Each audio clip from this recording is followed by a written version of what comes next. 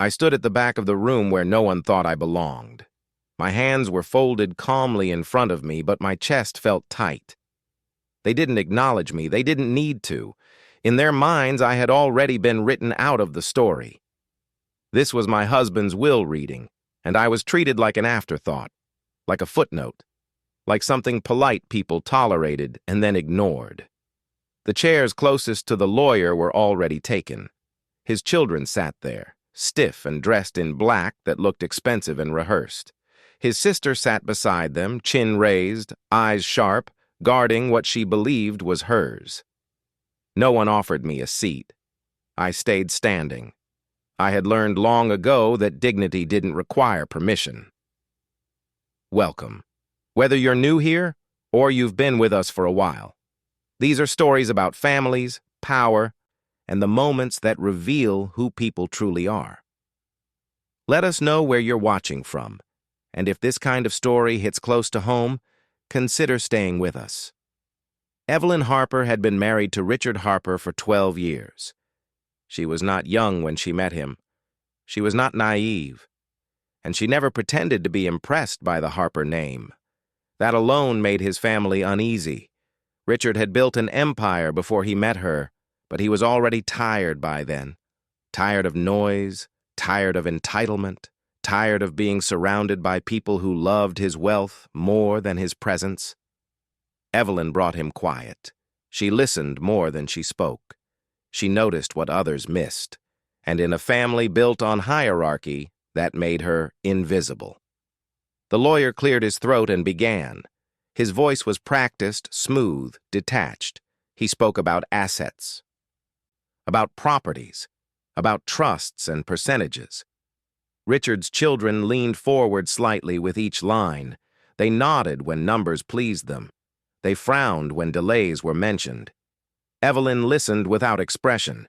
She had heard parts of this before. What she hadn't heard was how little she seemed to matter. The lawyer never looked in her direction, not once.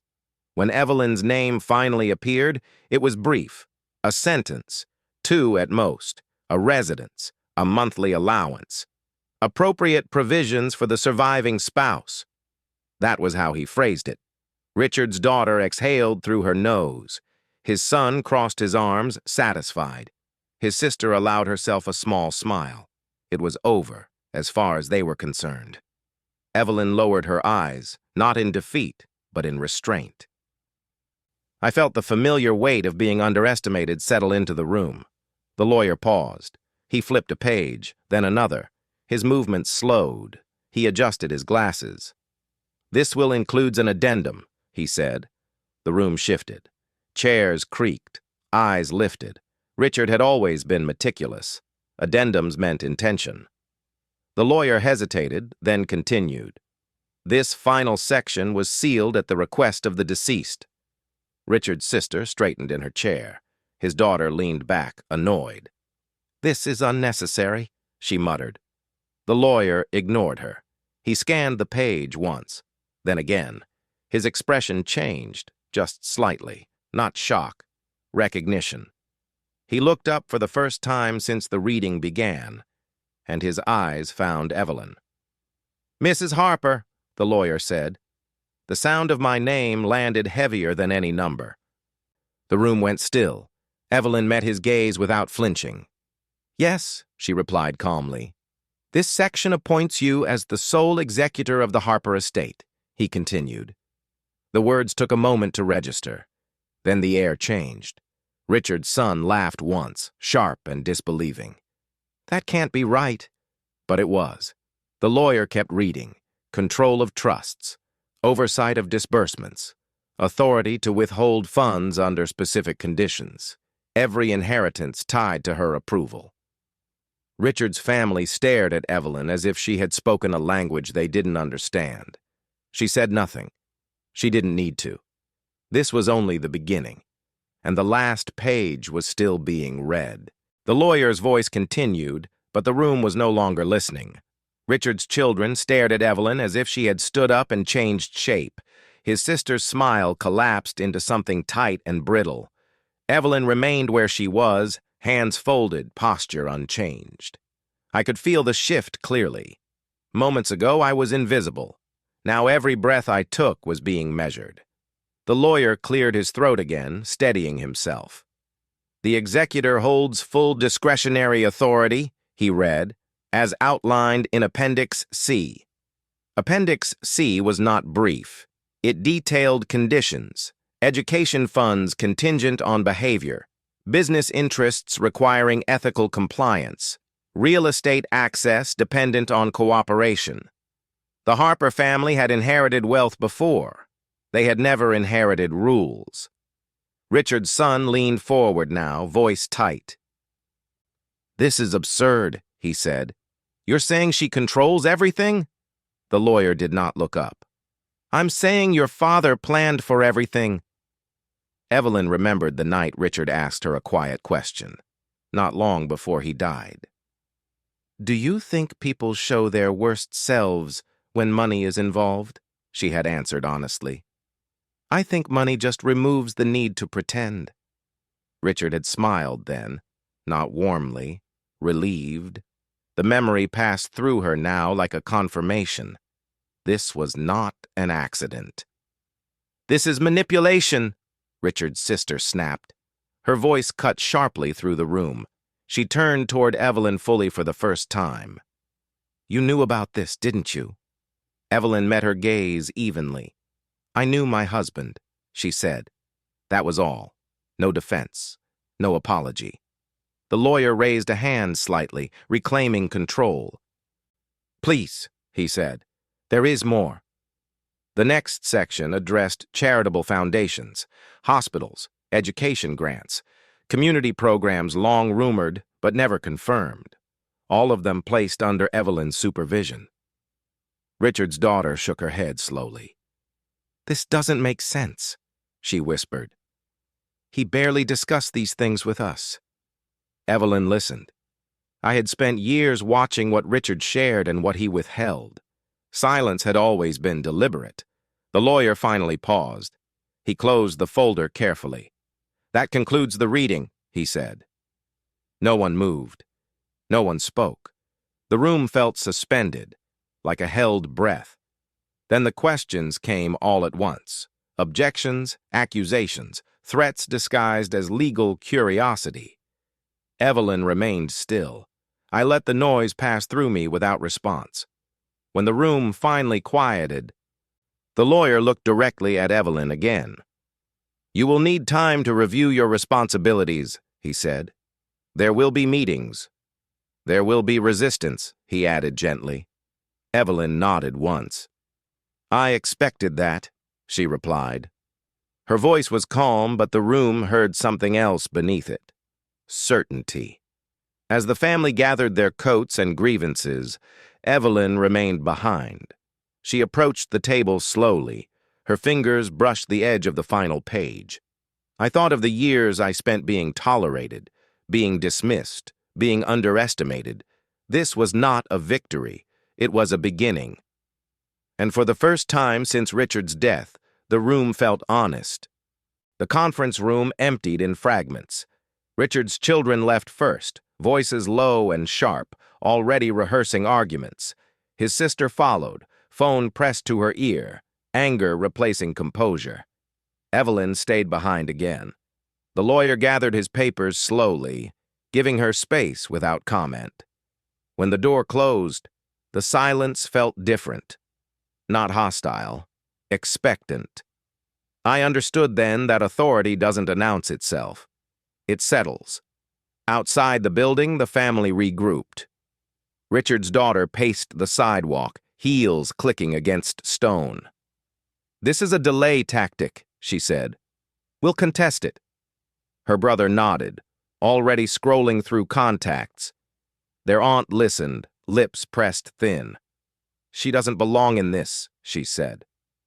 None of them noticed Evelyn exit through a side door. She walked past them without pause. Being unseen had always been her advantage. Evelyn returned to the townhouse she once shared with Richard.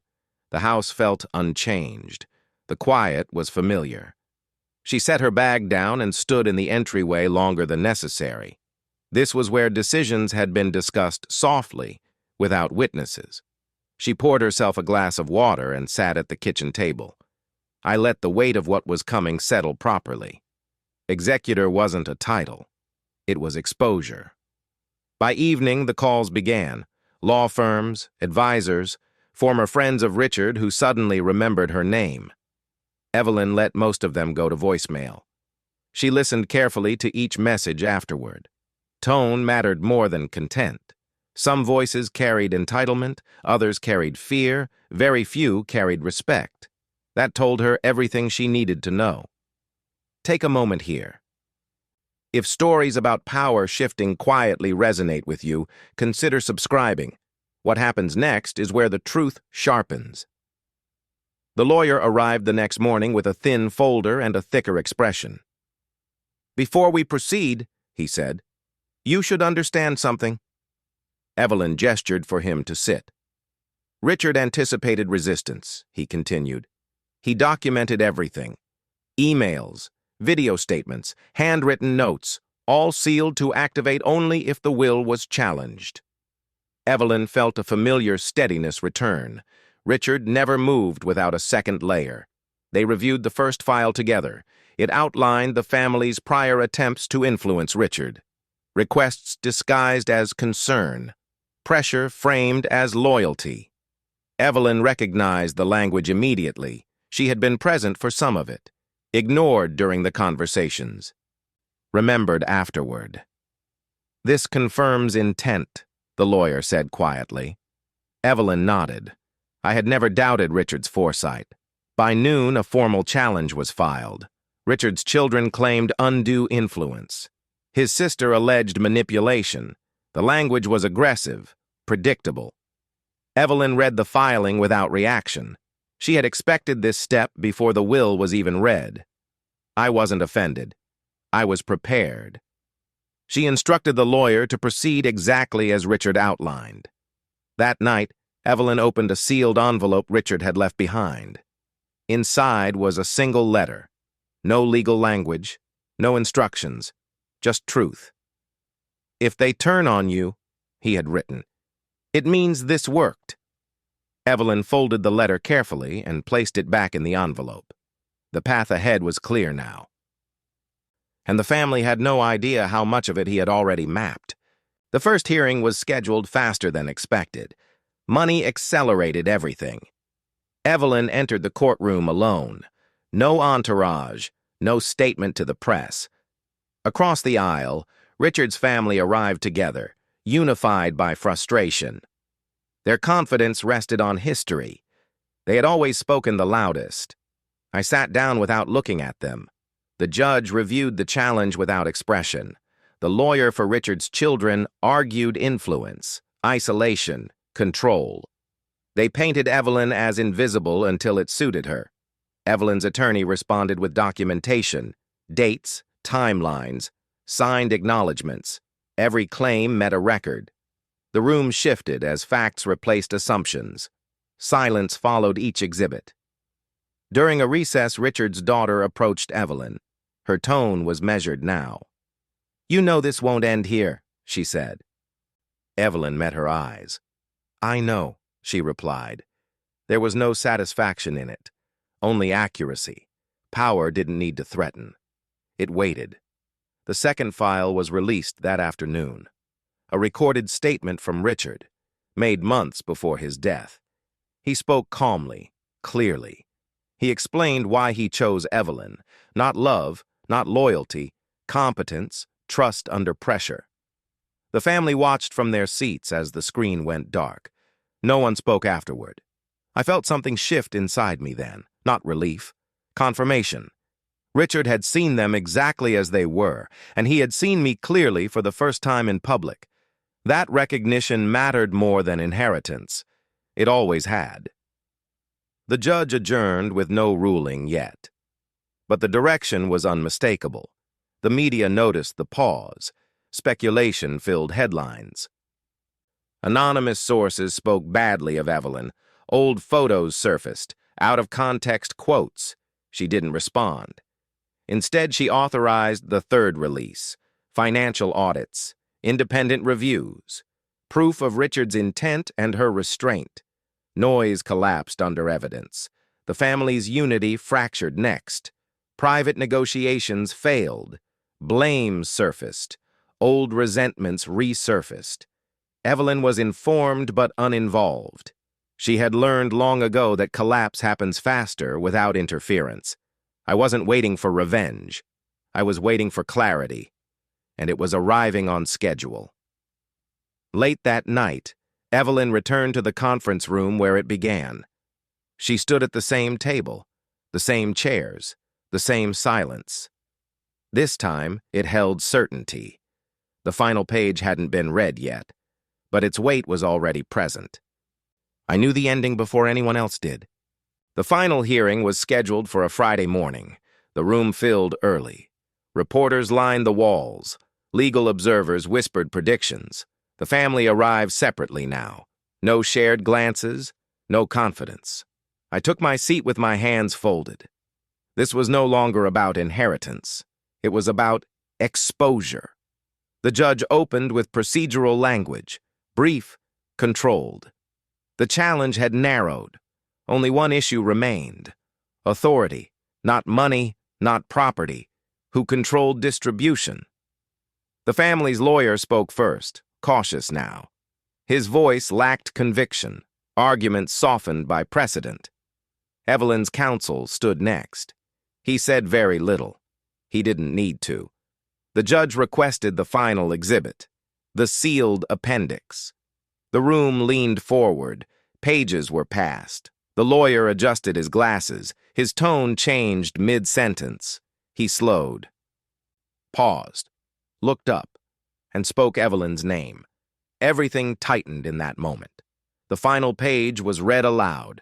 Control of all family trusts, oversight of every distribution, discretionary authority without appeal, conditions tied to conduct, ethics clauses, performance reviews. Evelyn was not a beneficiary. She was the gate. The family reacted instantly. Gasps, denials, outbursts cut short by the judge's gavel. CTA, midpoint, episode 3, batch 1. If this story is pulling you in, take a moment to subscribe. This channel tells stories about power, silence, and what happens when people are underestimated. I felt the weight of every ignored moment settle, every dismissive glance, every assumption.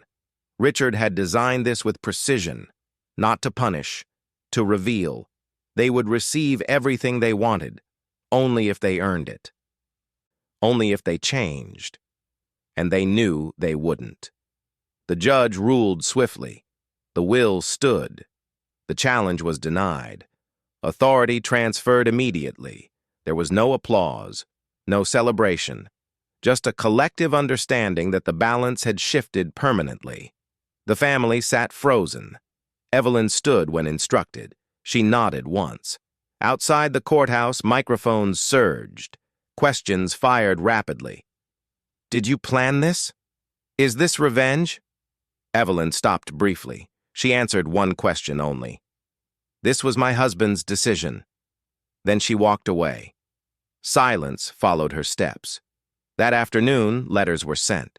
Clear instructions. New reporting requirements, mandatory reviews, charitable obligations reinstated, funds frozen pending compliance. The family received control statements with Evelyn's signature at the bottom. I didn't smile when I signed them. I didn't need to. The estate changed quietly. No announcements, no press releases, just new systems taking hold. Audits began. Spending was tracked. Requests were reviewed instead of approved automatically. For the first time, the family had to explain themselves. They hated that part the most. They came one by one, not together anymore. Each arrived with a different tone. One with forced politeness, one with frustration masked as respect, one with desperation. I listened to every request without interruption. I asked questions Richard always asked. They struggled to answer. Some tried manipulation. They brought memories, old photos, stories meant to soften me. Others tried threats, legal language, implied retaliation. I reminded them of the clauses every time. The room would go quiet. One afternoon, the sister stayed behind. She didn't sit. She stood by the door.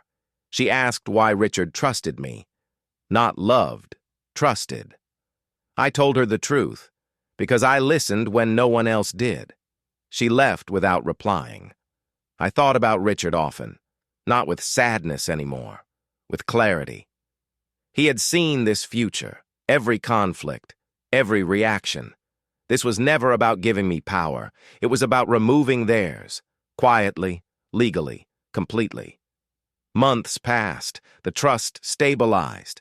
Charities received funding again. Employees returned. Lawsuits faded. The family adjusted. Some learned restraint. Others withdrew entirely. The system worked exactly as designed. The house felt different now. Not empty, not heavy, just honest. I walked through rooms I was once ignored in. Nothing had changed physically, but I had.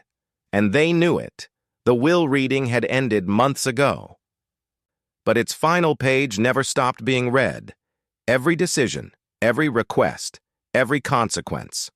I wasn't ignored anymore. I never needed to be seen, only trusted. If this story moved you, subscribe to the channel. Like the video if you believe silence can be powerful. Comment your thoughts below. And stay connected for more stories where underestimation becomes the twist.